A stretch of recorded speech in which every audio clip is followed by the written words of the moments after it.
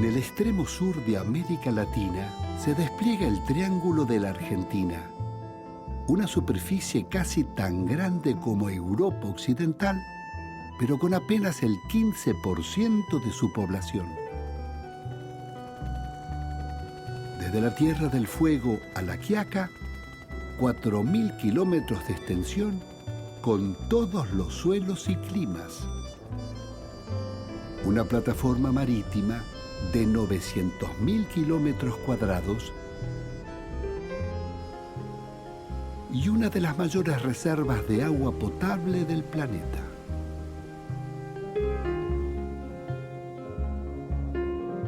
Cultiva 30 millones de hectáreas y mantiene otro tanto de tierras fiscales,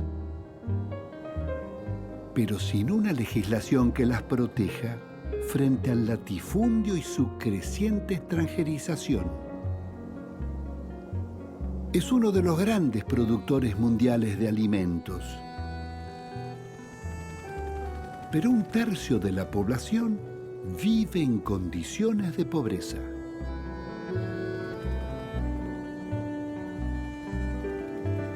Una industria petrolera estatal que logró el autoabastecimiento, pero fue privatizada con maniobras fraudulentas.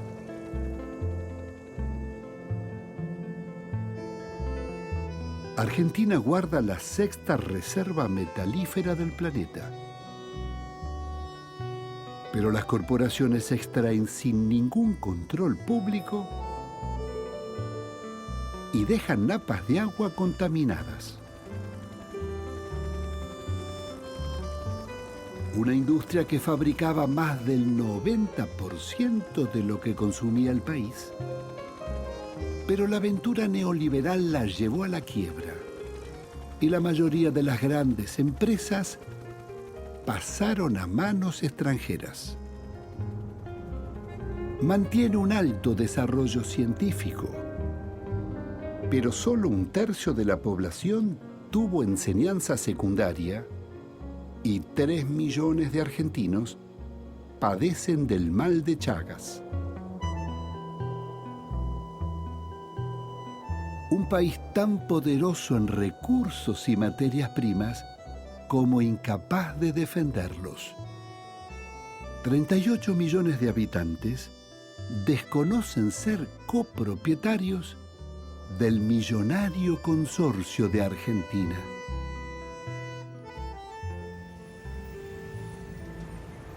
A ver, chicos, ¿Argentina es un país rico o pobre? Pobre. Pobre. Población pobre. Pobre. ¿Y qué recursos le han quedado? Yo no entendemos muy bien la pregunta. Entiendo la pregunta. ¿Recursos de qué tipo? ¿Qué tiene la Argentina? Nada. ¿Propio impunamente del Estado, digamos? No, creo que nada. No me acuerdo si le queda algo.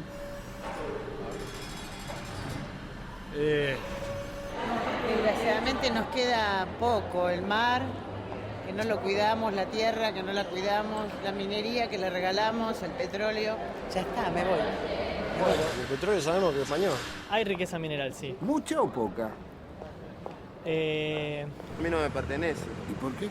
Y creo porque no tengo trabajo ahora. ¿Sentís que hay riqueza? ¿Cómo riqueza? Es un tema difícil de evaluar, pero Acá en la Facultad de Ciencias Económicas, sí. ¿tienen alguna materia que enseñe el patrimonio público? No, concretamente no. ¿No? No. Pero los bienes y recursos públicos que fueron privatizados no han sido vendidos. Son concesiones y pueden recuperarse. ¿Qué capacidades industriales y científicas conserva la Argentina para su reconstrucción? ¿Cuál es su proyecto de país? ¿Qué puede aportarle a sus hermanos del continente para realizar el sueño de la gran nación latinoamericana?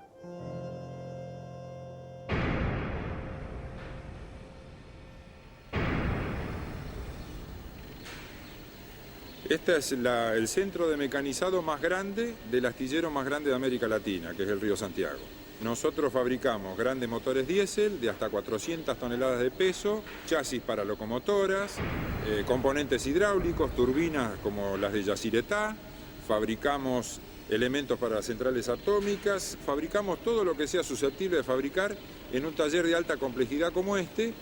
Fabricamos graneleros, petroleros, hemos fabricado hasta buques de 60.000 toneladas de porte bruto, de 230 metros de longitud. Y fabricamos también buques militares de muy alta complejidad, como por ejemplo la fragata Santísima Trinidad. Todo esto se quiso privatizar. Nosotros fuimos de las 27 empresas del área de defensa, la primera que estaba sujeta a privatización y nunca lograron poner un pie. Y bueno, fue la enorme lucha de los compañeros la que permitió mantener este patrimonio nacional 100% en manos del Estado, disponible en este momento para la reactivación y con una capacidad potencial de darle empleo a 9.000 hombres. Decime, Cadelli, ¿hace cuántos años que estás en el astillero? En el año 74. Yo limpiaba baños, llevaba piezas, barría, ayudaba en lo que podía, lo que hacen los peones. ¿Y desde entonces trabajan juntos con el ruso? En aquella época él estaba más alto que yo. El capo era el ruso. Cuando finalmente me recibí de ingeniero, pasé a personal superior y después hice toda la carrera.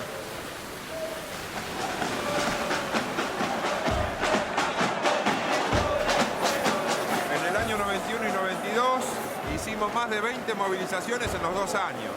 Invadimos la sociedad rural, invadimos la Bolsa de Comercio, invadimos la Catedral de Buenos Aires con Monseñor Guarrachino adentro, el Ministerio de Economía con Cavallo adentro. Eso tenía poca trascendencia porque en aquella época la Argentina estaba en una nube de pedo, la gente creía en las privatizaciones, no había piquetes, no había gran desocupación y...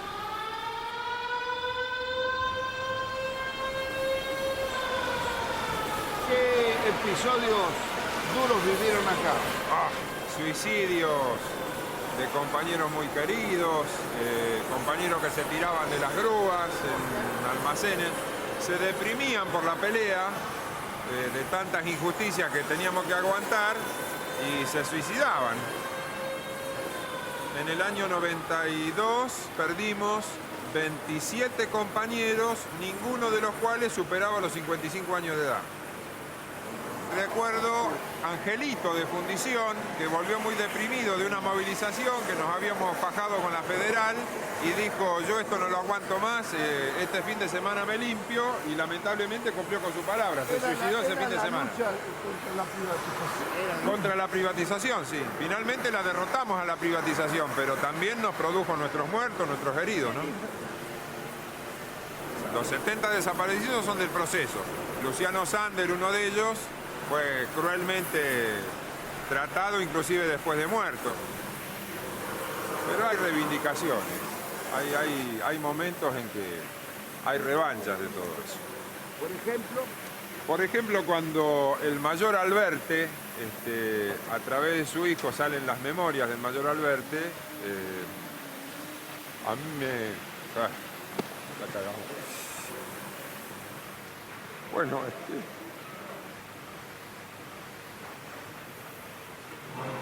me agradecen a mí que gracias a que Beatriz Ronco aguantó en silencio la tortura, los compañeros pudieron escapar.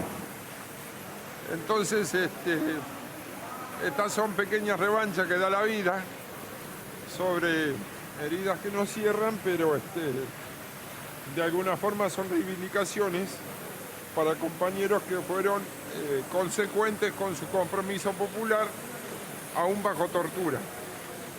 Entonces, que haya compañeros que salvaron la vida gracias a que alguien resistió unas horas más antes de morir y ser parte de eso, a mí me llena de orgullo, a pesar del dolor.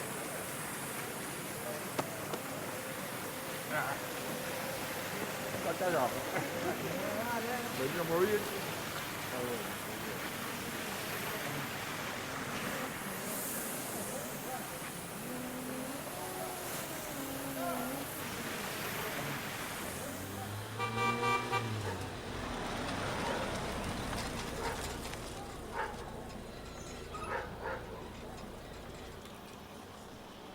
Hola, mamá.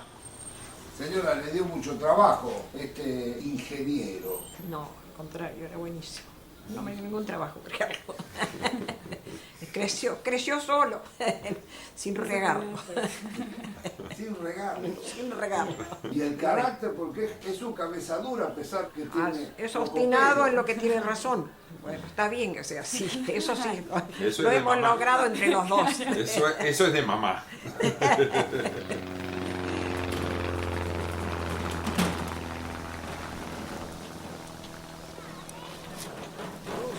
¿Desde cuándo estás acá? Yo vivo acá 54 años.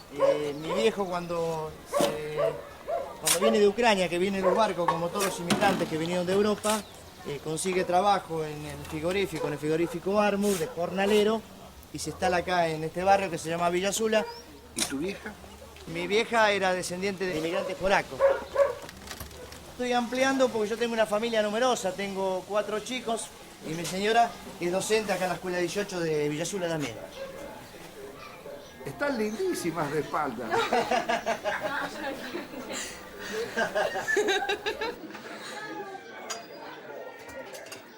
¿Y qué representa esta relación con el ruso? Y somos inseparables. Nosotros no nos concebimos haciendo política o militando separados. Nosotros ya llevamos tantos años juntos y hemos sufrido tantas cosas juntos que es un vínculo ya irrompible.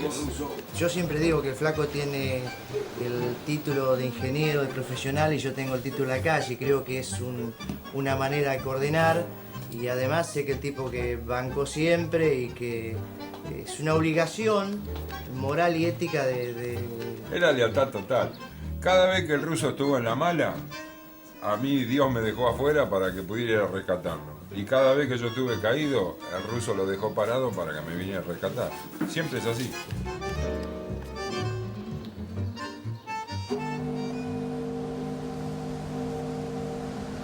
Los barcos que están en construcción son este, que es un Bull Carrier para Alemania, que es un buque multipropósito.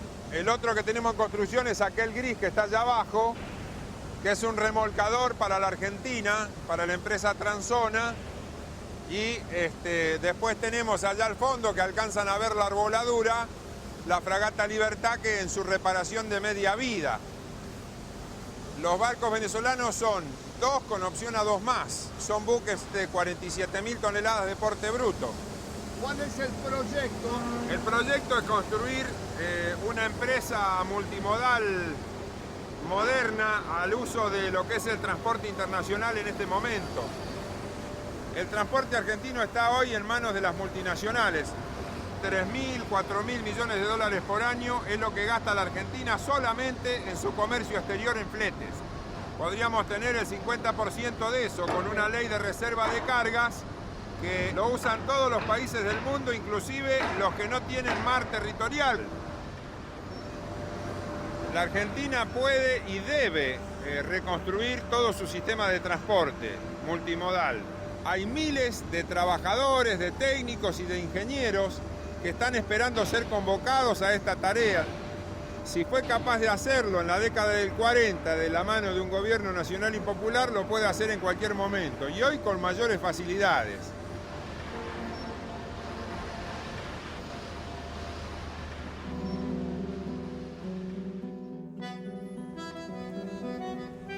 Córdoba fue el centro de la industria y las investigaciones metalmecánicas.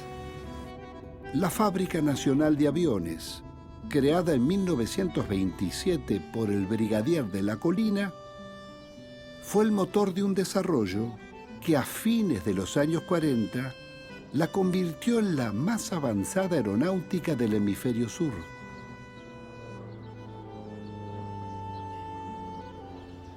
Nuestra historia aeronáutica de producción comenzó en 1930, cuando el brigadier de la Colina tuvo la audaz idea de hacer un proyecto para fabricar un avión nacional, absolutamente nacional.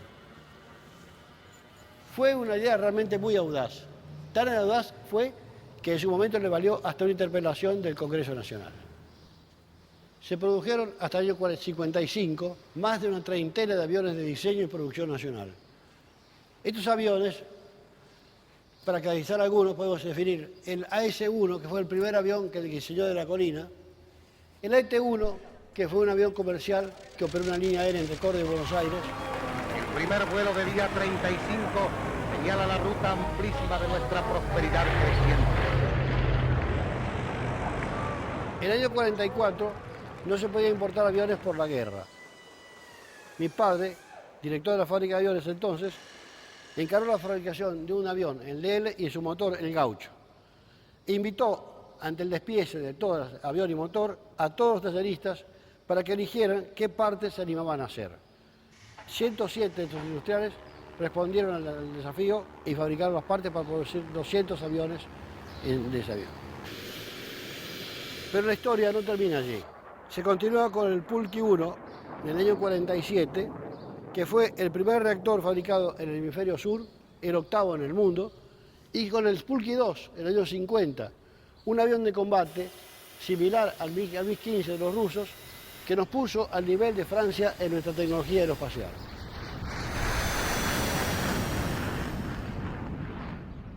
En los años 90, el avanzado sector aeronáutico es desmantelado por el gobierno Menem. Se abandona el proyecto Embraer con Brasil para construir aviones de pasajeros y la fábrica nacional es entregada al mayor consorcio norteamericano de armas y misiles. Estamos acá frente a este avión, el Pampa, el último producto que sacó nuestra fábrica militar de aviones de acá de Córdoba. Comodoro, ¿qué características tiene el Pampa?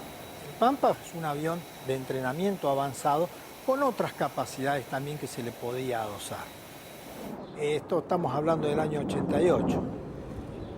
Cuando salió este avión era uno de los más avanzados en ese aspecto.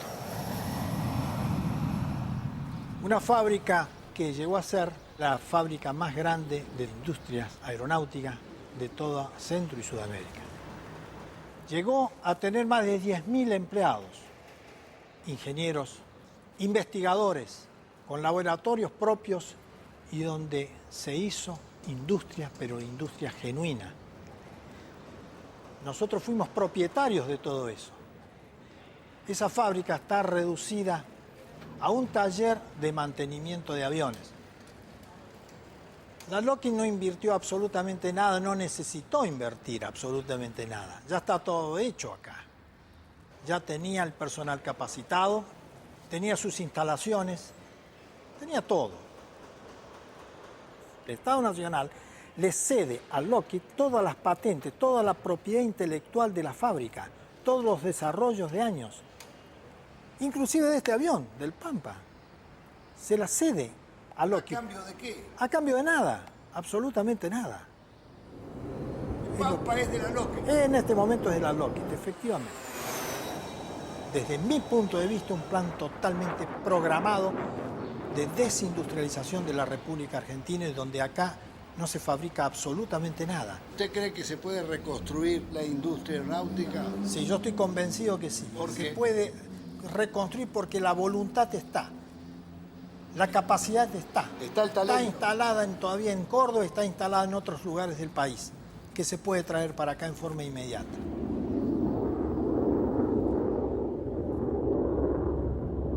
El nivel tecnológico alcanzado por la aeronáutica nacional permitió el desarrollo aeroespacial para múltiples aplicaciones en meteorología, agricultura y comunicaciones.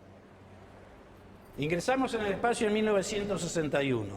El aporte de tecnología nacional, fabricación de nuestros propios granos propulsantes, nos permitió configurar un vehículo donde la primera etapa era un cohete Antares totalmente nacional, propulsante y toda su tecnología asociada, y la segunda etapa era la que veníamos trayendo de arrastre con la configuración del cohete Castor. Después de Rusia, Estados Unidos y Francia, Argentina fue el cuarto país en colocar un ser vivo en el espacio y retornarlo a tierra. Los primeros lanzamientos se hicieron con ratones y luego con el mono Juan, que terminó sus días en el zoológico de Córdoba. El proyecto Cóndor fue un proyecto de avanzada con tecnología propia. Era un vector nada más. Lo que ocurre que culposamente, aviesamente, algunas potencias lo encuadraron dentro de un misil bélico, cuando la Argentina estaba haciendo un desarrollo tecnológico de un vector. Esto es lo que antiguamente era la fábrica de misiles que fabricaba el Cóndor, que en el año 91 fue abortado y se dejó de producir. Falda del Carmen tiene 500 hectáreas. Son 48 edificios en total, con una superficie de 11.000 metros cuadrados. Edificios construidos con una tecnología de avanzada. Llegamos a trabajar alrededor de 800 personas. ¿Y qué se llevaron de acá? Todo lo que había en producción es llevado vía España hacia los Estados Unidos. Todo lo que es maquinaria está completa. Si cuentan que anduvo el embajador americano Todman. En 2 oportunidades o 3, no sé cuántas, vino el embajador a hacer una inspección para ver que esto no tuviese movimiento ni que tuviera funcionamiento.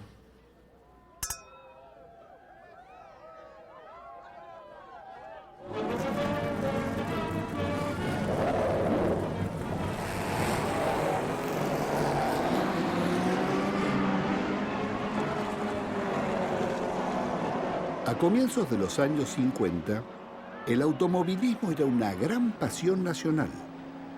Se inauguraba el autódromo municipal y Juan Manuel Fangio reinaba como campeón mundial de Fórmula 1.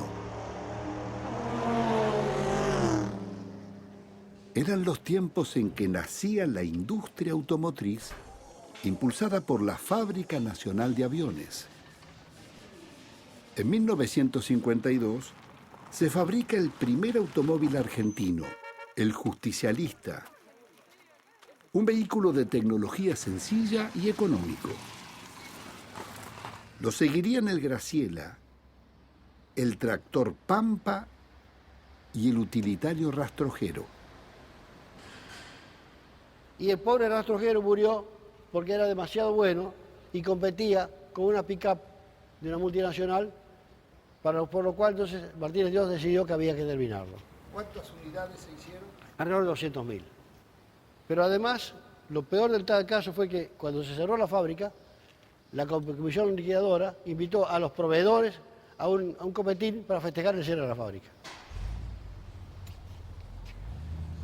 Mi nombre es Leopoldo López Orozco, soy un técnico sanjuanino.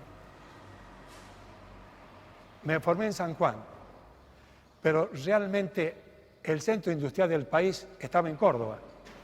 Eso hizo que me radicara en esta provincia, que es un verdadero centro científico. ¿Qué época era? La época gloriosa del turismo de carretera. Tuve la suerte de empezar con Oscar Gálvez. Nuevamente las sierras oponen a los competidores el duro trajinar de su áspera topografía. Sin embargo, la calidad y el entusiasmo superan todos los obstáculos y te corre fuerte. El turismo de carretera fue para mí la mejor escuela que recibí. Todos estos aportes los hemos aplicado en nuestros motores y creo que está reflejado en nuestros proyectos.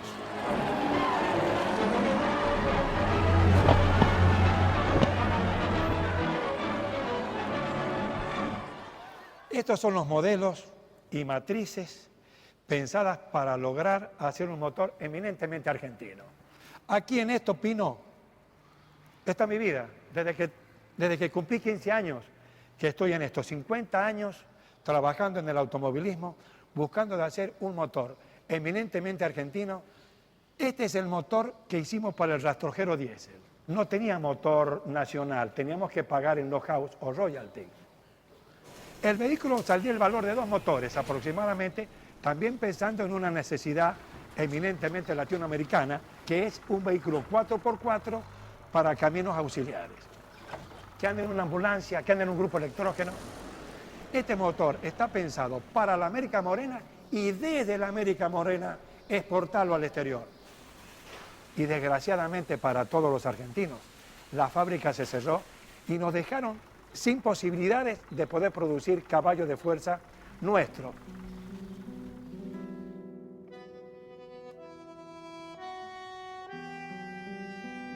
El abandono de la fábrica automotriz y la reducción del ferrocarril, con decenas de miles de despidos, eran funcionales al desembarco de las multinacionales del automotor. Desde los años 70, el gobierno de Estados Unidos y la Comisión Trilateral planteaban que Argentina y Chile debían desarticular sus industrias para ser proveedoras de materias primas. Brasil sería el polo industrial del Cono Sur.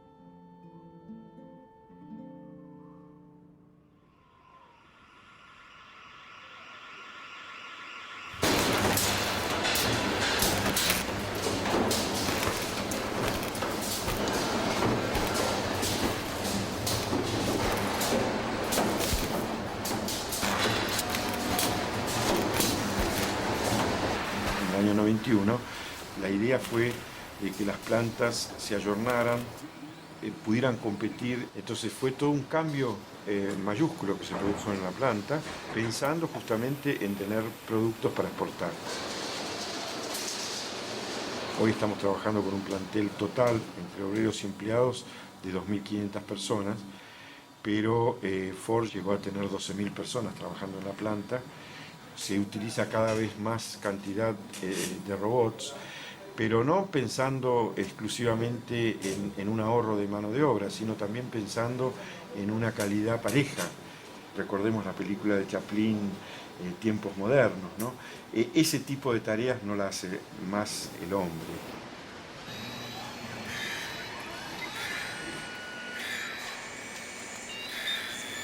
La faz negativa quizás es que hay menor cantidad de empleo, pero es un empleo más selecto. Hoy la mayor parte de los operarios que trabajan en nuestra línea operan sistemas de computadora. ¿Cómo es esto de trabajar con estos bichos mecánicos? Tiran y tiran y tiran. Positivo en parte, y en parte perdimos muchos compañeros. ¿Por qué? Porque cada bicho de estos labura por 5 de nosotros. Y no van al baño, no van al médico. Eso es lo malo. Tiene un ritmo. Siempre el mismo ritmo lleva. Y trabaja a la perfección. Ya se lo ordenaron por computación todas las puntadas que tiene que dar. No le erra una. Joya el tipo. Es bueno. Son japoneses, esa es la bacana. Fueron nacionales. Parece que fue una guerra bacteriológica esta, ¿no? Porque quedó el edificio y está desapareciendo el ser humano. Se está llamando el robot. Se está llamando el robot.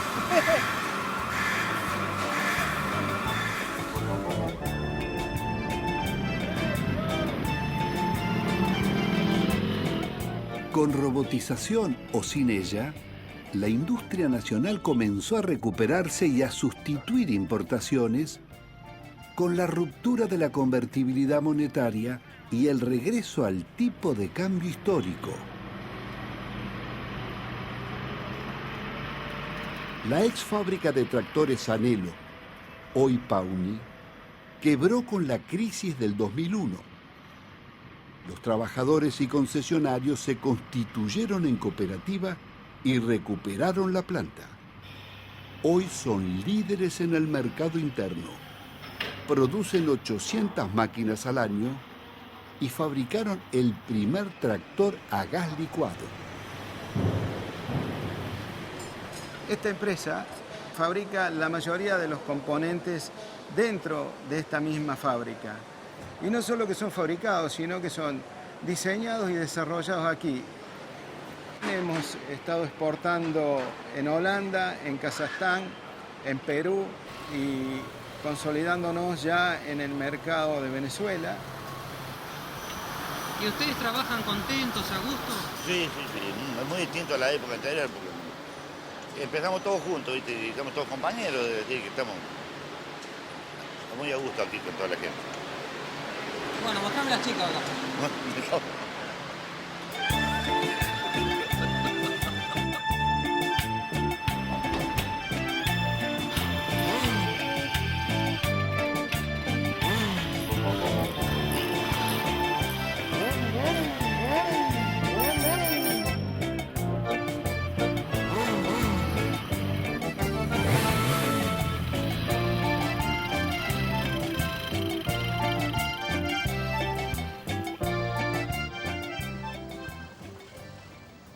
La experiencia innovadora realizada en la fábrica de aluminio IMPA, recuperada por sus trabajadores después de la quiebra, demuestra que hay alternativas posibles a la reducción del empleo y el costo laboral. Ellos eliminaron el costo empresario y los sueldos de ejecutivos. Nosotros mismos tomamos la fábrica porque no cobramos nada, veníamos, era como un hobby. ¿Y desde cuándo no cobraban? Entre 7 y 8 meses. ¿Y qué sintieron? Dignidad. La capacidad de los compañeros de autogestionarse hace que todos sean responsables de todo. O sea, acá nadie delega en que el problema es de una estructura de capataz. Donde hay coordinadores, no capataz. O sea, no hay una estructura disciplinaria vertical como hay en una industria clásica, una empresa privada. Entonces el coordinador maneja un criterio de consenso para sacar la producción, no de disciplina. El consenso es que clave es que acá estamos trabajando todos para todos.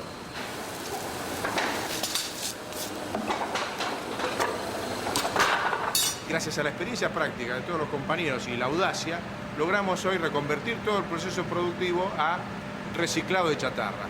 Entonces hoy una chatarra, una latita que usted ve tirada en una esquina, entra a IMPA y en 10 días sale transformado en un producto útil para la sociedad.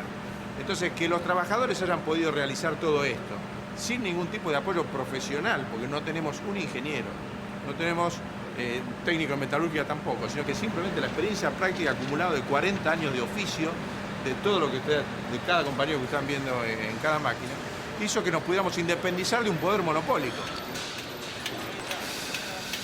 Lo nuestro no es un mecanismo competitivo acá adentro, como es el que nos plantea el mercado. Y entonces ese poder de cooperación, que es contradictorio con el paradigma de la competencia que nos impone el liberalismo, fue lo que nos hizo estar en pie. Y entonces esto lo siente como propio y lo defiende como propio. Y lo ha defendido de la violencia exterior, de la violencia de las empresas privatizadas, porque cuando, por ejemplo, acá venían las empresas Edesur, que nos venía a cortar la luz porque no teníamos la plata suficiente para pagarle, acá ese compañero que tenía 8 hijos, pero le ató la camioneta de Edesur y dijo, hasta que no nos devuelvan la luz, esta camioneta no se va. Y estaba atada acá en la puerta y nosotros negociando con cadenas. Pero ese compañero estaba defendiendo lo de él. La verdad que lo ha maltratado mucho. No, la señora. Para poder volver a instalar la luz, nos prestaron plata los hijos de los desaparecidos de la indemnización de sus padres.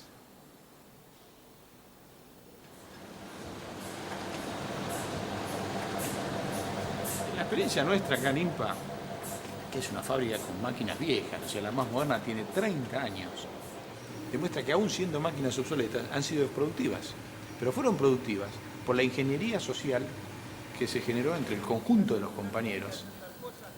Tiene más valor si un compañero tiene 10 hijos que si hace una productividad mayor que una máquina más moderna. ¿Y a quién le venden? Un caso concreto. Johnson & Johnson, una multinacional americana. El año pasado nos dice, ustedes no están bajo norma ISO, no le damos el trabajo. Junio ya llaman. Bueno, mire, estamos pensando que a raíz de la devaluación y del cambio de la política monetaria no podemos importar más el producto. Entonces ya los calificamos en la norma, sin que nosotros hayamos cambiado nada. Hoy llega un correo electrónico donde nos dicen, no solamente quiere que lo hagamos acá, sino que quiere que de acá abastezcamos a toda Latinoamérica. Entonces un pedido que era 0 el año pasado, en diciembre, hoy son 10 millones, o sea, 1 millón de aerosolitos por mes.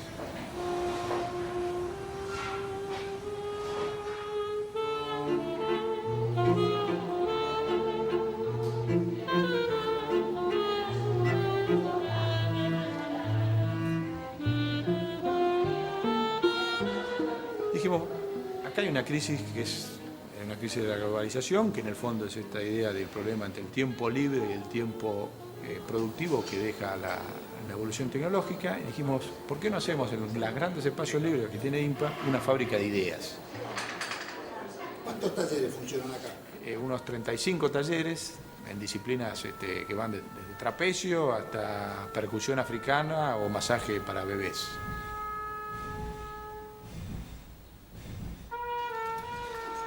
Esto me suena a patriada. Si uno no se siente encadenado a patriadas anteriores, no tiene fuerza para la patriada posterior. A eso yo me refería cuando te hablaba de una generación. O sea, yo soy un sobreviviente de la generación de los desaparecidos.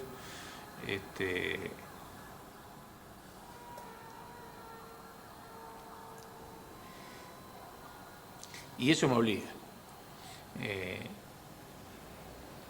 Como obliga a muchos, ¿no? Yo, por ejemplo, así como vos decís, hay un discurso que siempre dice no se puede, no se puede. Hay también un discurso que se dice todo lo desaparecido cayó y cantó. Bueno, yo soy hijo de 5 desaparecidos que cayeron y no cantaron, pudiéndome haber,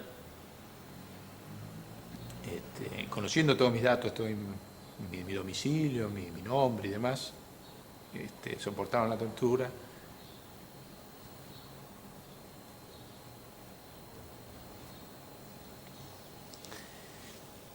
Y bueno, y resistieron y no cantaron. Yo siempre digo que ellos son mis padres. Tengo padres que me dieron vida y padres que me negaron muerte.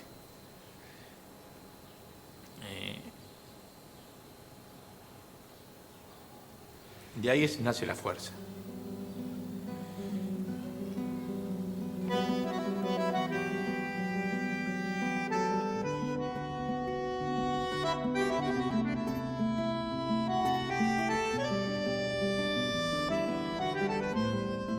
En las últimas décadas, las universidades fueron golpeadas por las dictaduras militares y luego sufrieron el acoso económico del plan neoliberal, cuya meta era desmantelar el potencial fabril y científico del país.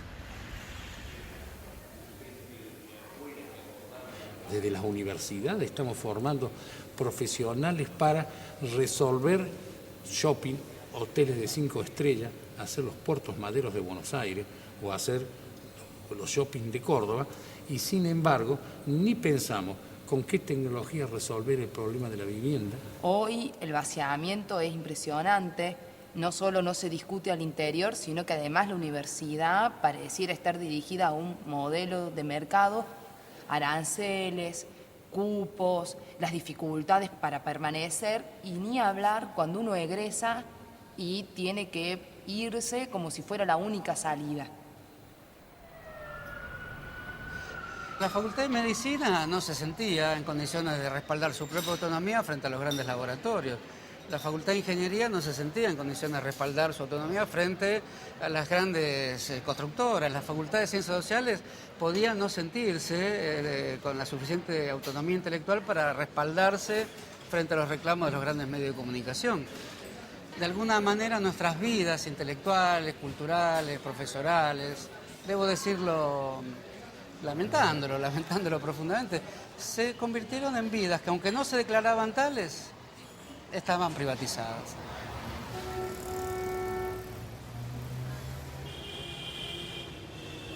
En la década de los 90, la ingeniería electrónica viró hacia las telecomunicaciones, la ingeniería industrial hacia la administración de empresas. Lo que se formaron fueron ingenieros para el mercado, digamos. El mercado demandaba técnicos de mantenimiento, ingenieros de venta, algunos gerentes de las multinacionales, y eso se formó, y eso repercutió en esta facultad y en todas las de ingeniería. La pregunta clave es ¿para qué formamos ingenieros? Si es para que después brinden servicio al mejor postor, para que desarrollen su carrera profesional en el exterior, o para defensa de los intereses nacionales. El debate fue siempre el mismo, ya lo planteó Maggi en su momento. El ingeniero Juan Eugenio Maggi, egresado de esta facultad, pionero en el tema de la energía hidroeléctrica, en el tema del transporte, nacionalización de los ferrocarriles, decía No podemos formar tecnócratas que salgan a trabajar al mejor postor. Tenemos que formar ingenieros que defiendan los intereses nacionales, digamos.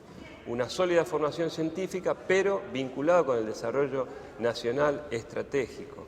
Esa es la pregunta clave en ese momento y es la pregunta clave hoy. Ingenieros argentinos construyeron las grandes obras públicas y la infraestructura estratégica del país.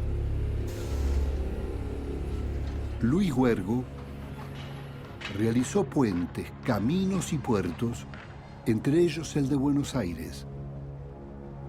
Los generales Mosconi y Baldrich, al frente de YPF, en 7 años multiplicaron 400 veces el capital de la petrolera estatal.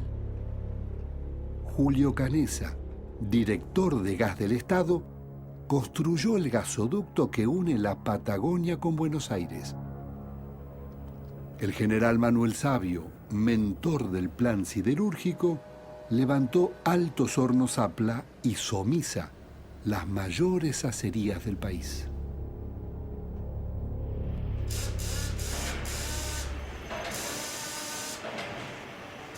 Antes de una central nuclear tuvo que haber metalurgistas, ingenieros electrónicos, técnicos electrónicos, electricistas, químicos, que no nacieron 5 días antes de la central nuclear. Nacieron de una historia que empezó, por ejemplo, con Huergo mismo, ¿no? 100 años atrás, o antes quizás. Y eso se pasó como una posta, de mano en mano. Sabían, por ejemplo, vincularse con las universidades para que los laboratorios universitarios, los especialistas universitarios... ¿De qué época me estás hablando? Y de esto estamos hablando probablemente en la década del 30. La Facultad de Ingeniería Química del Litoral, que es la primera facultad de Ingeniería Química de América Latina, se nutrió de un montón de inmigrantes perseguidos por el fascismo italiano, que son los primeros desarrolladores de toda la industria química argentina y de donde podemos explicar por qué llegó a haber tecnólogos en ingenierías químicas, en petroquímicas, en refinación. Este es Torno argentino. Exactamente. Battisti fue una marca emblemática de Torno, no existe más. Probablemente, quizás, uno podría imaginar que se tendría que haber reconvertido, pero lo importante no es la máquina, es la persona que inventó la máquina, qué se hizo de esa persona. O sea, lo que hemos perdido y lo que hemos destruido es capital humano, eso es lo más grave. Hoy es necesario tener también la viga maestra, que es el proyecto estratégico nacional e industrial. Hoy en la Argentina se está consolidando un modelo agrominero exportador donde todo el diseño de la política económica, crediticia, impositiva, beneficia a los grandes grupos monopólicos, en cualquier rubro que hablemos. La política de privatización se mantiene, aumentan los subsidios a las privatizadas en los servicios, se dan concesiones a los grandes grupos y créditos a los grandes grupos que se le niegan por otro lado a las pymes. Hace 60 años también se planteó que no era posible reindustrializar el país. Hoy ese debate los cipayos lo vuelven a plantear, pero la Argentina es capaz. Fue capaz, es capaz y será capaz.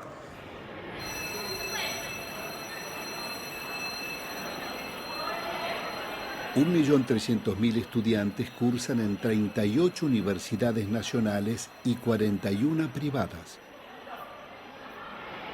El presupuesto de la enseñanza superior pública no alcanza a cubrir sus demandas básicas. La Universidad Nacional de México y la de San Pablo invierten 6 veces más por alumno que la de Buenos Aires. Un profesor titular con dedicación exclusiva y más de 20 años de antigüedad cobra poco más de $1.000. Miles de docentes trabajan ad honorem. Doctor, transcurriendo el 2005, ¿en qué realidad socioeconómica se estudia y se enseña en la Argentina? En este momento la principal falencia está en la distribución del ingreso. Hace 30, 40 años atrás, en la Argentina la relación, la participación en los frutos del crecimiento eran casi mitad y mitad entre el capital y el trabajo. Hoy estamos en una relación del trabajo del 21%. La brecha entre el que más gana y el que menos gana es 30 veces. ¿Y cuánto era en los años 70? 6, 7 veces.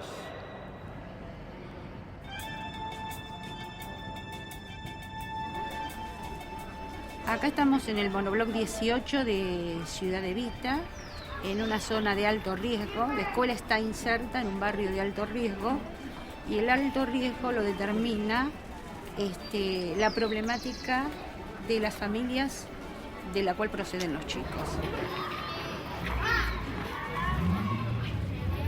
Hay mucha gente presa, mucho papá o mamá que no se pudieron hacer cargo de sus hijos. ¿Y por qué no se hacen cargo? Porque hay muchas madres muy jóvenes, ¿no? Con esposos presos o muertos, ¿no? Hay mucha mortalidad de parte de los padres. Y la pobreza fundamentalmente porque acá la mayoría de la gente no tiene trabajo. Mi nombre es Dante Alfaro. Soy director de este establecimiento desde el año 98, ya hace 42 años que vivo en Ciudad Evita, o sea, que soy parte de este paisaje y lucho dentro de este paisaje. Acá hay más de 300 alumnos en este establecimiento. La desocupación es el problema de los problemas, acá la mayoría de la gente vive de los planes.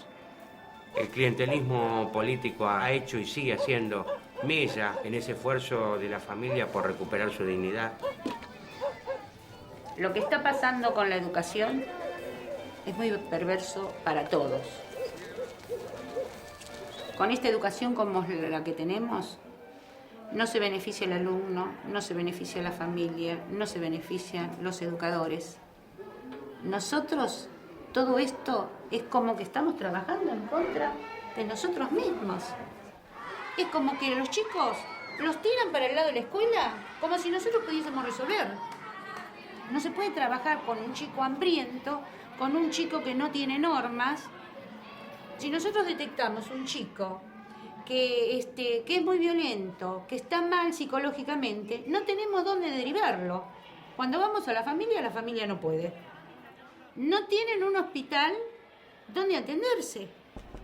Es decir, si van a pedir turno, el turno se lo dan dentro de varios meses. La gente no tiene ni dinero para viajar.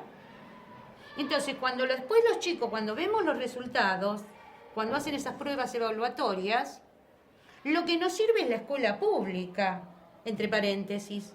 La escuela pública no recibe ni 100 pesos por mes. Ni 100 pesos por mes. Entre la privación de todo, mirando el mundo que se desarrolla alrededor de ellos, cuando llegan estos chicos a los 11, 12 años, la conclusión que tienen ellos de su vida, que es una vida miserable y que no merece ser vivida. Ese chico, cuando ve a la madre que no tiene para comer, cuando ve a sus hermanos enfermos y que no tienen para un remedio, lo primero que hace, dice, yo voy, salgo afuera, robo, mato a cualquiera, pero le llevo el remedio a mi mamá o a mi hermano. A pesar de todo, los maestros algo logran que los chicos aprendan. Por lo tanto, hoy ser docente es una tarea heroica. Y además la escuela es como que está haciendo casi lo contrario de lo que hace la sociedad. El proyecto FIAL tendría que ser como máximo hoy o mañana, en el caso de algunos chicos. ¿A quién le faltó? Los valores dominantes son el hedonismo, el zafar, el placer, el pasarla bien. Y la escuela sigue enseñando relativamente el valor del esfuerzo, de la cooperación. ¿Y la televisión cómo influye? La televisión es prácticamente la enemiga de lo que puede hacer la escuela. Parece que hay una confrontación de valores antinómicos entre lo que transmiten los medios y lo que transmite la escuela. Es muy difícil que la escuela pueda estimular el interés por el conocimiento cuando la televisión hace todo lo contrario. Es muy difícil que la escuela pueda enseñar a hablar bien cuando los medios, y en particular la televisión, sus protagonistas no saben construir una oración que concuerde.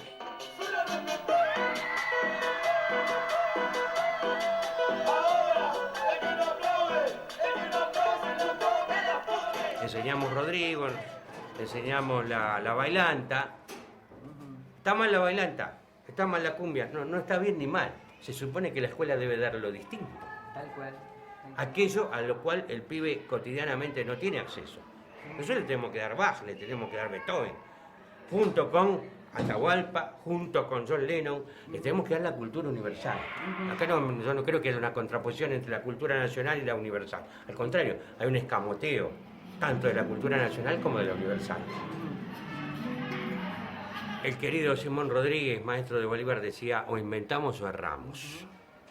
En vez de buscar modelos en Europa, pensemos en nosotros mismos, en América Latina. Y yo creo que ahí está la clave de la cuestión. El valernos de la cultura universal, del patrimonio universal de conocimiento, para inventar la sociedad, el mundo nuevo que necesitamos construir acá. Tenemos miles de niños desprotegidos de cariño, porque acá voy a introducir una categoría política, pero bueno, aquí voy a recurrir al Che, cuando el Che decía, bueno, aunque parezca ridículo, voy a hablar del amor, ¿no? Acá los cambios profundos son también y fundamentalmente una cuestión de amor. Y no solamente acá hay un desarraigo de las cuestiones materiales, sino también de las cuestiones afectivas. Todo eso tiene que ver con una cosa, yo la sintetizaría en una frase: proyecto de país y de sociedad. Como decía Erich Fromm, bueno, los docentes tenemos también el deber de luchar por una sociedad donde se construyan las condiciones sociales para que el amor impere.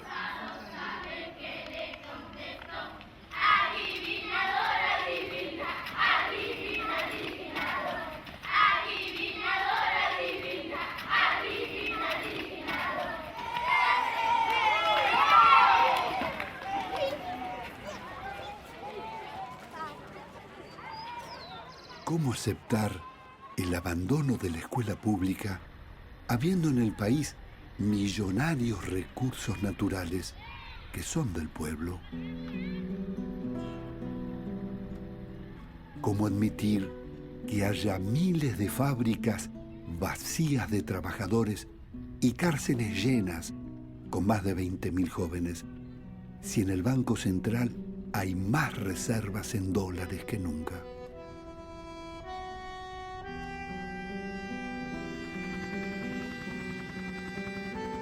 El gobierno Kirchner logró reducir el desempleo a la mitad y obtuvo un exitoso crecimiento económico del 8,5% anual con superávit fiscal.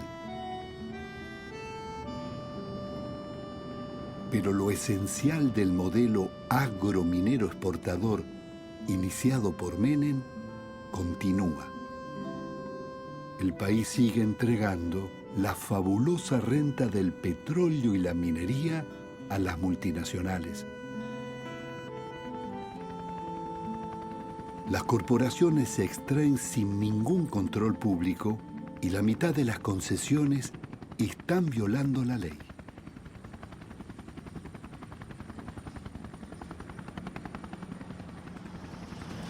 Bueno, estamos en el centro de la cuenca del Golfo San Jorge. Esto abarca hasta el sur de Chubut, hasta el norte de Santa Cruz. Son centenares de kilómetros hacia el oeste, centenares de kilómetros hacia el este y hacia el sur de esta región. Es la segunda cuenca de importancia en el país. Hay miles de pozos. Producen desde 5.000, 10.000 hasta 30.000 y 40.000 litros por día de petróleo. A $70 son varios miles de dólares por día que producen estos pozos. La mayor parte de la renta queda en manos de las compañías privadas y lamentablemente, como decíamos Connie, el petróleo se va por el mar otra vez. También en minería, nadie sabe lo que llevan. Dejan el 1,5% de lo que extraen y encima lo subsidian. Solo la renta petrolera supera los 15.000 millones de dólares al año. La riquísima plataforma marítima, que no se había privatizado, ha sido entregada para su exploración libre de todo impuesto. ¿Hasta cuándo tanta impunidad? Si Argentina puede recuperar su riqueza aplicando las leyes actuales. Para tener un país al servicio de su propia gente, hay que apropiarse y tener en sus manos los recursos naturales del territorio. Y eso significa para un país que quiere hacer todo, energía, comida, vivienda, vestido, educación, necesita apropiarse de las cosas que tiene el territorio al servicio de su propia gente. Y en todo país que quiere desarrollar la industria necesita energía abundante y barata. Y arranca por lo principal que tiene un país, que es el petróleo.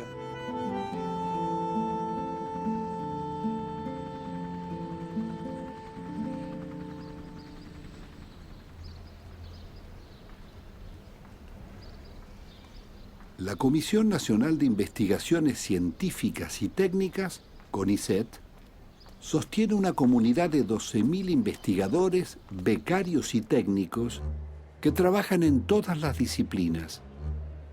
A pesar de sucesivas crisis, Argentina no dejó de contribuir al desarrollo de las ciencias. Sus logros más relevantes fueron en el campo de la biomedicina, siendo reconocida con 3 premios Nobel: Bernard Dusay, Federico Leloir y César Milstein. Dusay fue el fundador de la Escuela de Fisiología Argentina y creador del CONICET. Uno de sus discípulos es el doctor Charrot. Doctor, ¿y de dónde viene el saber de Dusay? Sí, ha de haber sido innato, por eso digo que es un autodidacta. Él sí se instruye bajo la escuela de Claude Bernard, que fue el primer, digamos, fisiólogo experimental del mundo. Pero él lo lee, no es que se fue a trabajar con Claude Bernard en Francia. Él lo lee y ahí aplica el método científico. Experimentar, ¿no es cierto? Y a prueba y error, prueba y error, prueba y error.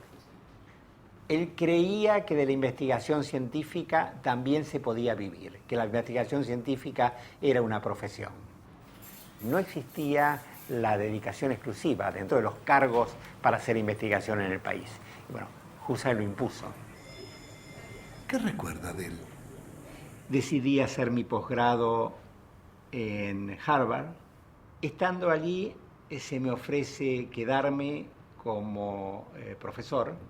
Cuando le escribo a Husay, agarra y me dice, mire, muy bien, dice, pero le recuerdo que sus padres hicieron mucho por usted, sus profesores hicieron mucho por usted, todos hicimos mucho por usted, por consiguiente yo le voy a escribir a su jefe que le dé un mes más para que resuelva sus problemas familiares y se me vuelve a casa. No.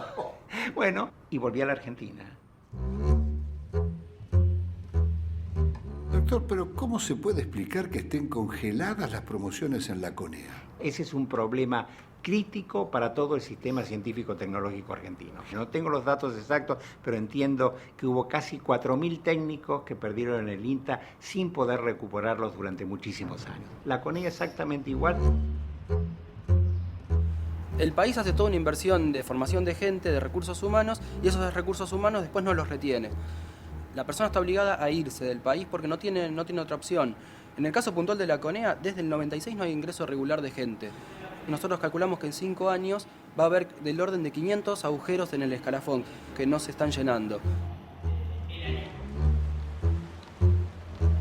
Son esas medidas que nadie entiende del famoso congelamiento, donde usted de golpe se encuentra con instituciones muy buenas, donde por alguna razón no puede entrar gente joven.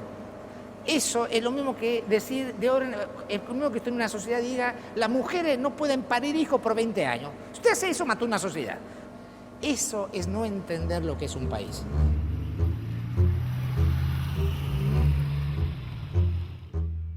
Yo soy ingeniero nuclear. Mis responsabilidades están en el área neutrónica, es decir, cálculos numéricos con computadoras de lo que es el corazón, el núcleo de un reactor nuclear. ¿Cuál es su remuneración por ese trabajo? 1.400 pesos. Menos de $500. Menos de $500 y haciendo una cuenta rápida sería menos de $3 la hora de trabajo. Es una forma de castigo del país hacia la gente que quiere quedarse. El país propende a la expulsión de profesionales altamente calificados. ¿Y por qué se van?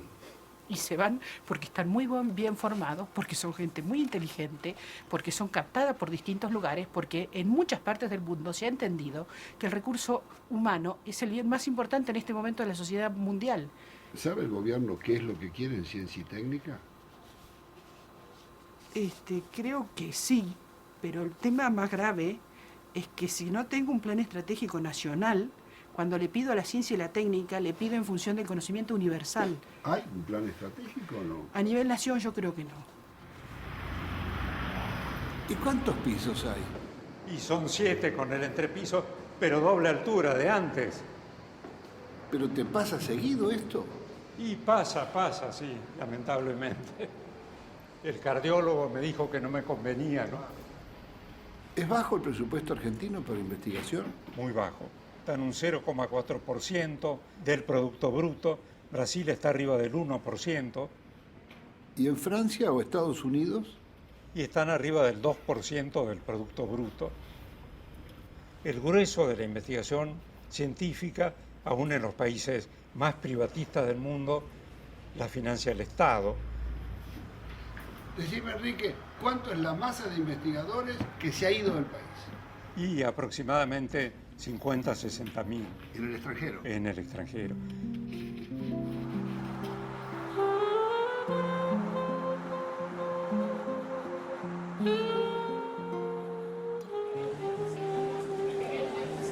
Me recibí de físico en la Facultad de Ciencias Exactas en Buenos Aires, trabajé para la Comisión de Energía Atómica, me vine a Estados Unidos, hice un posgrado y volví a Argentina. Yo no me quería quedar acá, yo quería volver y vivir allá en Argentina. Claro.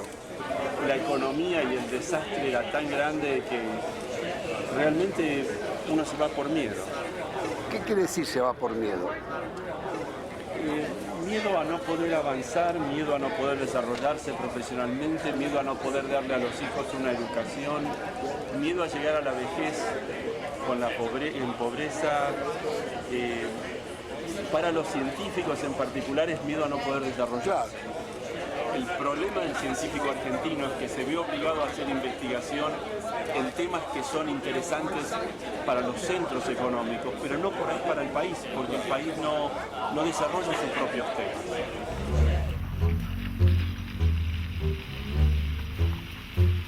Hice mi doctorado aquí en el Instituto Balseiro y luego hice un periodo en el extranjero. Estuve en Italia, España, Francia y Norteamérica y finalmente regresé. ¿Hace cuántos años que regresaste, Raúl? Regresé en el año 91. Ajá. ¿Y por qué motivo? Decidí que aquí era donde yo quería trabajar. Quería poner mi esfuerzo acá en el país y no en el exterior. ¿Por qué? Sentí que tenía que devolver al país lo que el país me había dado, que era esta formación libre y gratuita. ¿Se revierte la tendencia? Está regresando la gente. Un argumento que se ha escuchado muchas veces es que aquí en el país no se puede hacer una carrera científica porque uno está aislado. Eso no es cierto y creo que cada vez es menos cierto.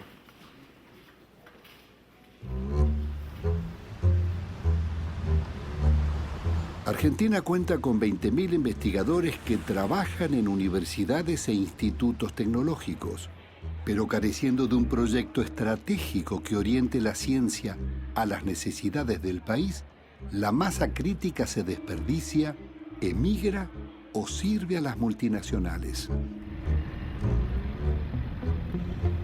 En la década del 90 se definió a los centros de investigación como unidades de negocios. Hemos sido muy afectados por la desnacionalización de la industria argentina. Si hoy sobre las mayores 1000 empresas productivas podemos identificar que aproximadamente 800 son filiales de corporaciones multinacionales, eso significa que esas 800 empresas no hacen investigación en la Argentina. ¿Cómo nacen las investigaciones del INTI? Trabajamos en función de lo que nos piden. No estoy diciendo ninguna herejía si digo que no tiene una política productiva oficial, estable, desde hace algún tiempo. Brasil ha ido consolidando a lo largo de los años una legislación que, por ejemplo, utiliza un impuesto muy significativo sobre el giro de regalías y utilidades al exterior para financiar la investigación en Brasil. Aquí simplemente pagamos regalías por marcas y por uso de conocimiento desarrollado en el exterior por miles de millones de dólares, pero además pagamos regalías hasta para fabricar un detergente.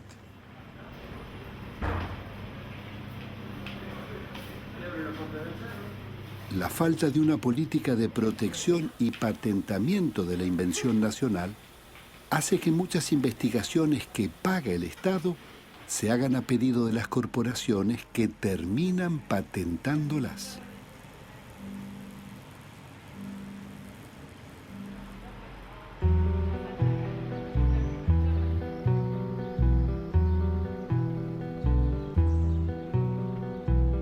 El más ambicioso proyecto tecnológico encarado por el país fue el desarrollo nuclear. En 1950 se crea la Comisión Nacional de Energía Atómica, que llega a ser la mayor concentración científica nacional.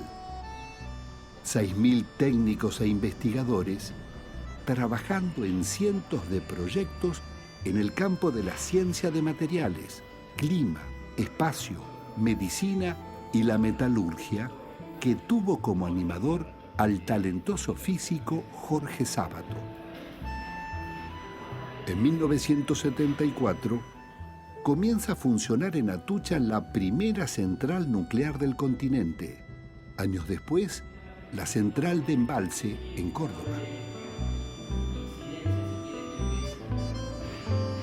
En 1981 logra enriquecer uranio con tecnología propia en su fábrica de Pilcanilleu y se adhiere al Tratado de No Proliferación de Armas Nucleares.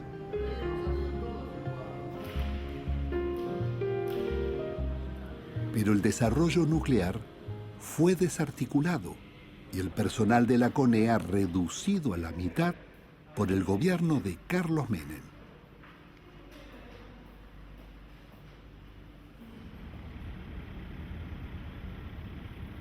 El intento de privatizar las centrales nucleares y la fábrica de agua pesada fue impedido por una fuerte resistencia.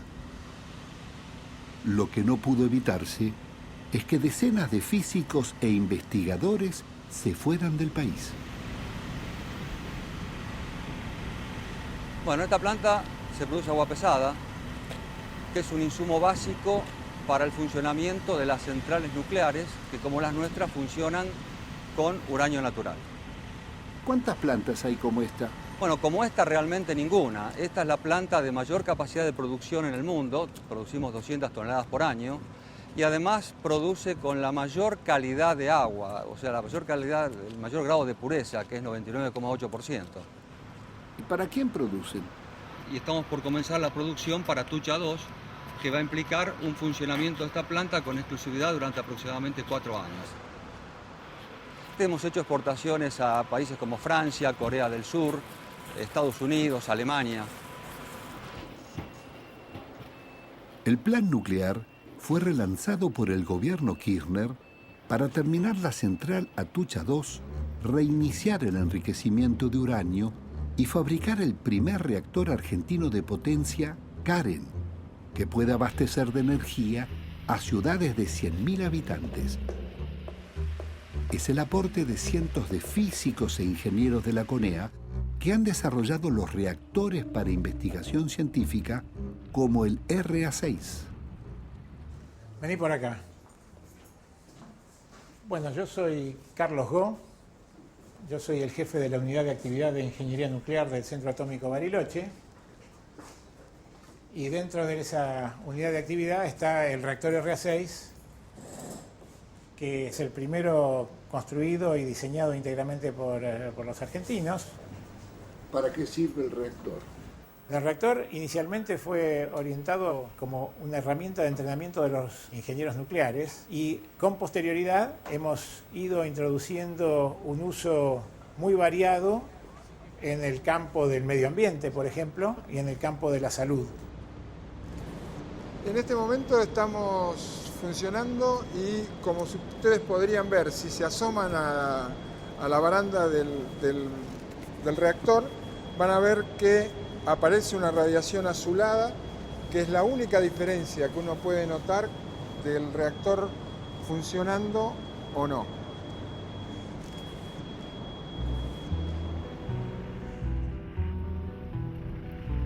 En el Centro Atómico Bariloche funciona el Instituto de Física, donde se han formado generaciones de científicos que lograron dominar el ciclo completo de la energía atómica. Edgardo Bisogni fue uno de sus primeros egresados. Estamos en una de las aulas del Instituto Balseiro, donde cada año se beca a un pequeño número de alumnos, del orden de 30, para las carreras de física y de ingeniería nuclear. Después de 2 años de estar acá, los alumnos ya hacen trabajos de investigación y se incorporan a grupos de investigación. Es mayor la cantidad de docentes que la cantidad de alumnos. El octaedro, que bueno, bajo la distorsión tetragonal. ¿Cómo es la relación con los alumnos? Realmente creo que es un ida y vuelta, ¿no? Y también ellos me proponen cosas a mí, he tenido que revisar muchos temas, aprendí muchísimo. ¿El maestro aprende? Sí, claro, seguro. Sobre todo que estos cursos son temas abiertos en la investigación actual. ¿Y por qué es bueno este curso? La camada, y no sé, debe ser suerte.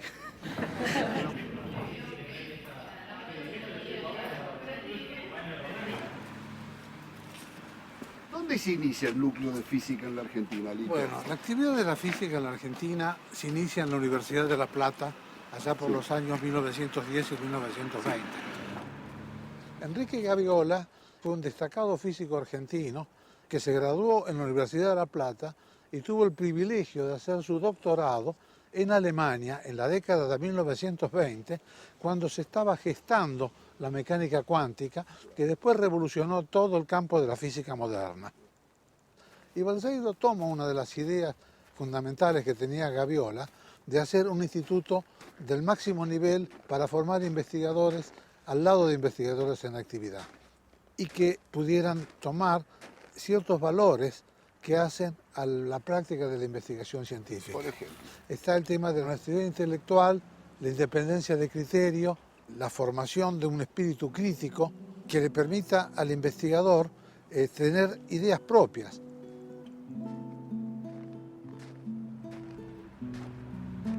Él transmitió valores éticos que nos han marcado a todos en nuestro desarrollo profesional. Su rectitud, su integridad.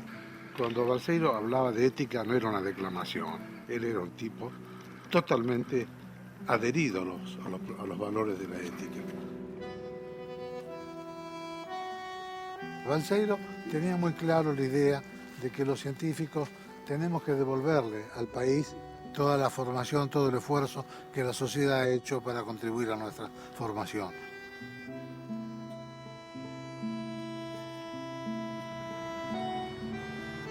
Tenía solo 43 años y murió a raíz de una leucemia que en pocos meses le fue minando su salud.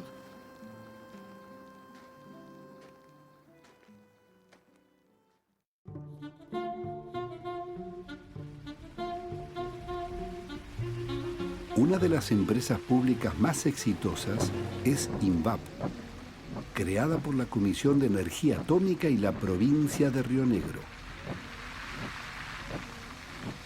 En 30 años, se puso a la vanguardia en las áreas nuclear e industrial, demostrando una vez más que el Estado es capaz de gestionar empresas rentables y ambiciosas. La idea era mostrar que se podían hacer desarrollos tecnológicos basados en ciencia básica argentina. La idea del líder fundador de este grupo, el doctor Conrado Baroto, fue de que se podía utilizar esa capacidad para resolver problemas concretos que tienen que ver con la industria, con la actividad económica. ¿Cuáles fueron las obras más importantes? Yo diría que a nivel nacional, de lejos, la tecnología de enriquecimiento de uranio, la planta que está en Pilcanelleu. La planta de producción de circonio. Circonio es un metal especial que se usa en la industria nuclear. Muy difícil de obtener, hay pocos países en el mundo que disponían de esa tecnología. Eso nos permitió empezar las exportaciones en el caso del reactor de Argelia. Pues un proyecto en Egipto en la década del 90 Eso nos permite empezar con el proyecto de Australia. De nuevo una licitación internacional donde ahí compiten 8 empresas de las más importantes del mundo, con Siemens, con General Atomic de Estados Unidos. Nuevamente es un reactor para producir radioisótopos. De nuevo va a ser el reactor más moderno y más seguro en su tipo en el mundo. A partir de la tecnología nuclear, INVAP construyó equipos para radioterapia, automatización industrial, radares y satélites. Bueno, acá estamos en la facilidad que llamamos Villagolf de INVAP. Este es podríamos describir como un laboratorio en el cual hay unas 70 personas trabajando. Primero está toda la parte de integración satelital. ¿Cuántos satélites tienen en órbita? El satélite que está volando es nuestro tercer satélite.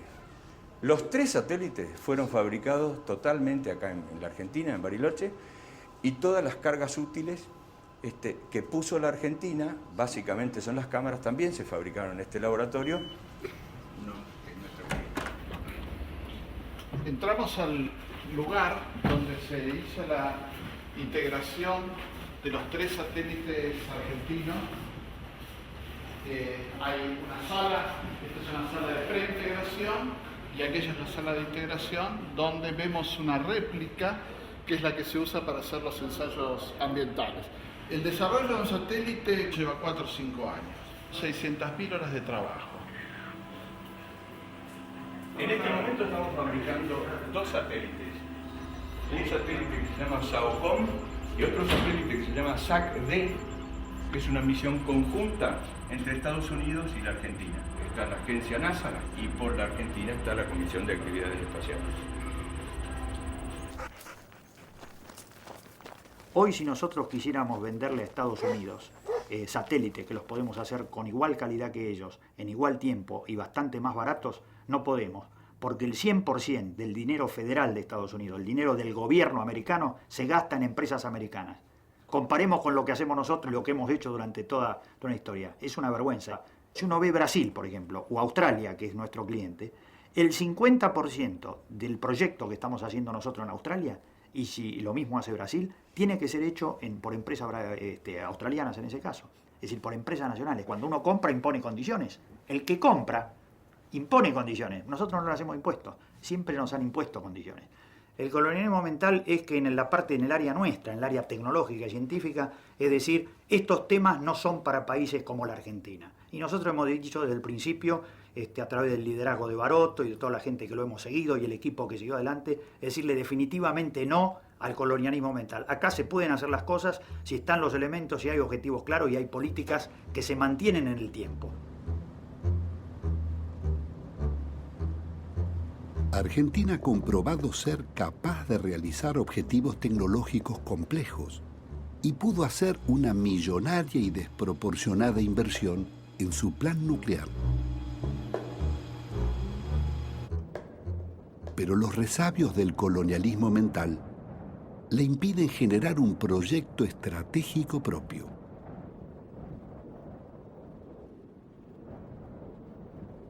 Ante el ocaso de la civilización del petróleo, continúa alienada al modelo contaminante y depredador del capitalismo del norte.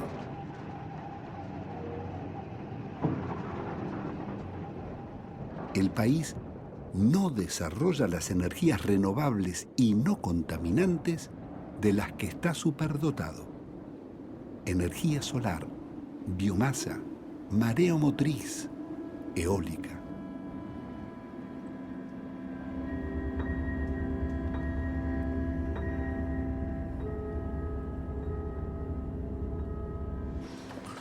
Aquí estamos en la estación Terrena Córdoba, que es el lugar donde captamos las imágenes de más de 10 satélites que se reciben acá en la estación y también podemos controlar nuestros satélites SAC-C y tener la información del mismo.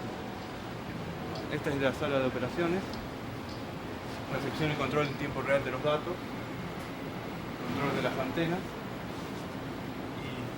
y más allá el centro de control de emisión del satélite argentino SAC-C.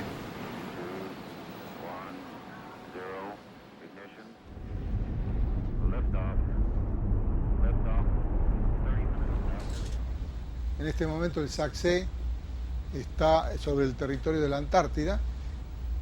Toda esta órbita tarda aproximadamente 90 minutos en recorrerla, y cuando se encuentra en esta zona, en esta circunferencia que ustedes ven acá, nos brinda, es decir, lo podemos ver desde la estación terrena Córdoba, y va a dar una vuelta completa a la Tierra en aproximadamente 90 minutos. En unos 10 minutos puede cubrir todo nuestro país.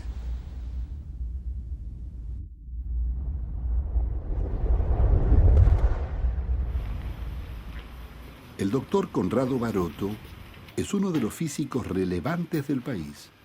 Dirige la Comisión Nacional de Actividades Espaciales.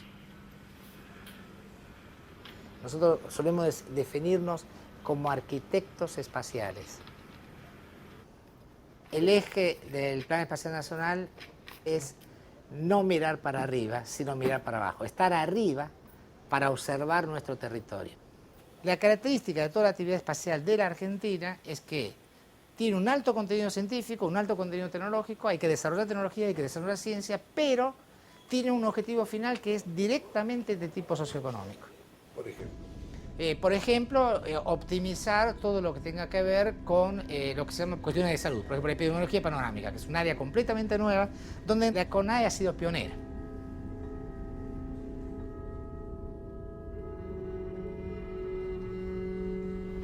Y una de las necesidades importantes es la determinación de salinidad del mar. La salinidad del mar tiene que ver con un montón de cuestiones de tipo climática, con problemas de tipo hipícola. Este es un satélite de muy alta resolución, del orden de 1,8 metros, o sea, casi 2 metros de resolución. ¿Eso qué quiere decir? Que cosas que están a más de 2 metros de diferencia entre ellas, o del orden de 2 metros, usted las puede diferenciar. Todo el plan espacial nuestro está diseñado para que nuestros satélites llenen agujeros de información. Los satélites actualmente que están en construcción de tipo radar, de modo que Argentina va a tener uno de los sistemas de observación de la Tierra más avanzados del mundo, porque al ser instrumento radar tienen la gran ventaja de que no importa que sea de día o de noche, no importa que haya nubes, etc., uno tiene información igual, ¿no?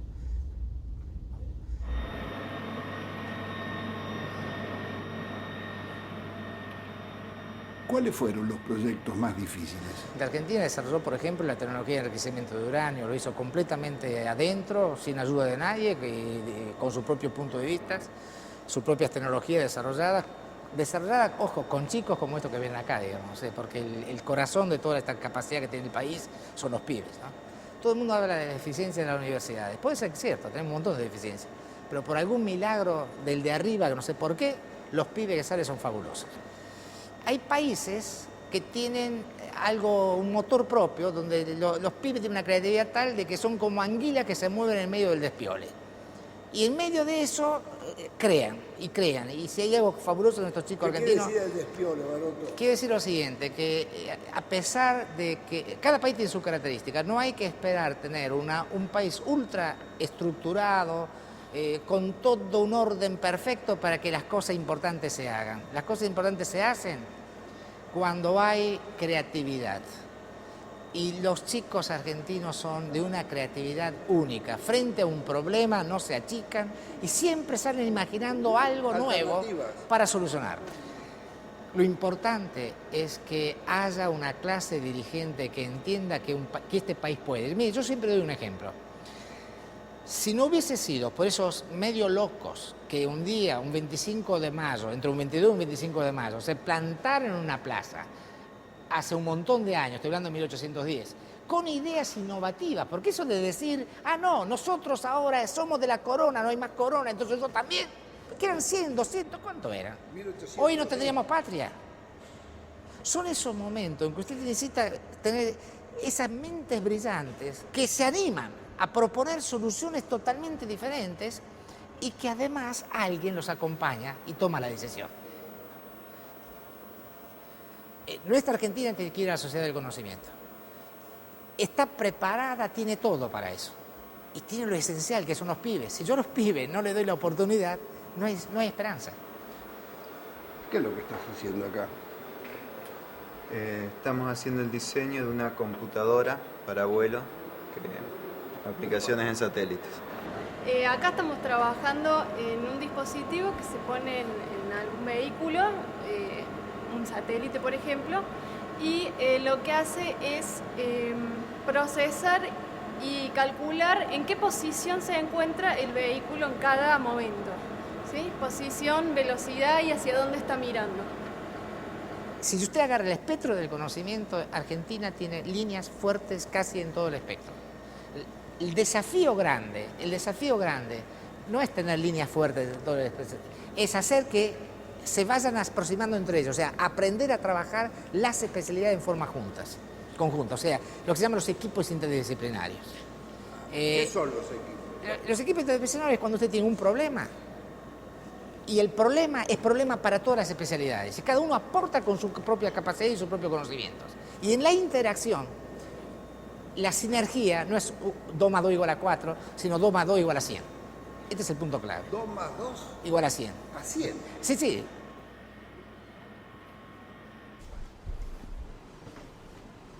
Si uno quiere pensar en la Argentina, en las ciencias, en la tecnología, etcétera, puede ir para atrás hasta donde quiera. Basta con pensar que todo el ejército de los Andes se armó en el Plumerillo, digamos.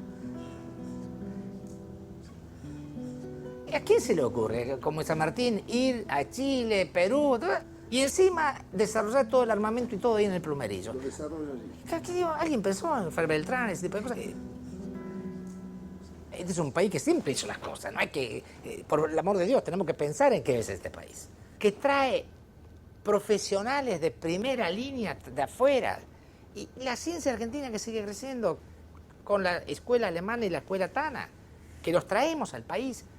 Hay toda una cosa que la vivimos, pero al mismo tiempo de vivir la formación, vivimos una especie de mística. Y esa especie de mística era, acá nadie dice que no se puede.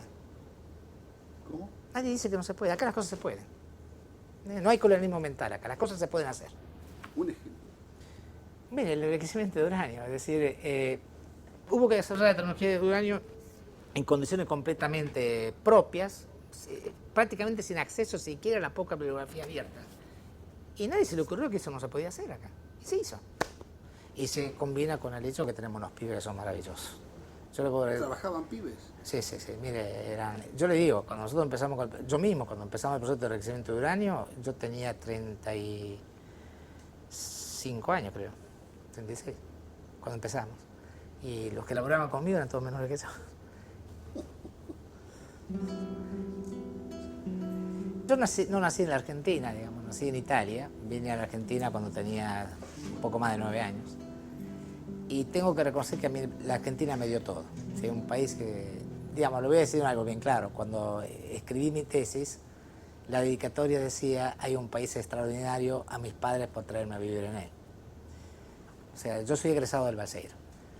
Y eso realmente lo escribí convencido y sigo pensando lo mismo. Es un país maravilloso. ¿Por qué? Mire, para cualquier chico que nació en medio de una guerra y vivió una posguerra y llega a la Argentina a principios de la década del 50, Argentina era un paraíso. Un país que lo recibe con los brazos abiertos, que le da todas las oportunidades, que jamás lo discrimina y que, bueno, me permitió llegar a donde llegué, que me becó al exterior cuando tenía que hacerlo. Es decir, ese es un país único y tenemos que tomar conciencia que esa es la Argentina, independientemente de las tonterías o de la macana que de vez en cuando hagamos. Yo siempre digo, hay que separar la paja del trigo. La esencia de la Argentina es la que yo viví y la que vivo. Lo otro, yo diría que siempre es lo anecdótico, lo circunstancial, que a veces nos hace sufrir mucho, pero la esencia de la Argentina sigue siendo fuerte.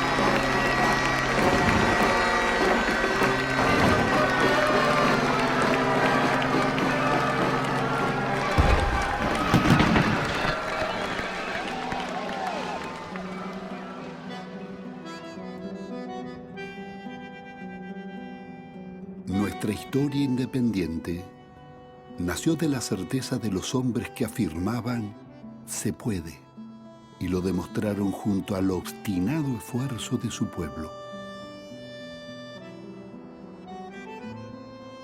Luego de décadas de oscuridad, renace desde el Caribe a la Patagonia la utopía de los pueblos originarios y las mayorías que han venido luchando por la emancipación.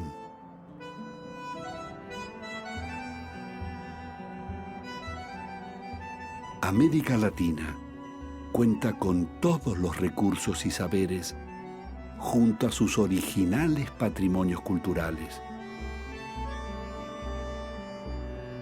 ¿No es hora de integrarnos en una gran comunidad de naciones para superar las debilidades de nuestras pequeñas patrias?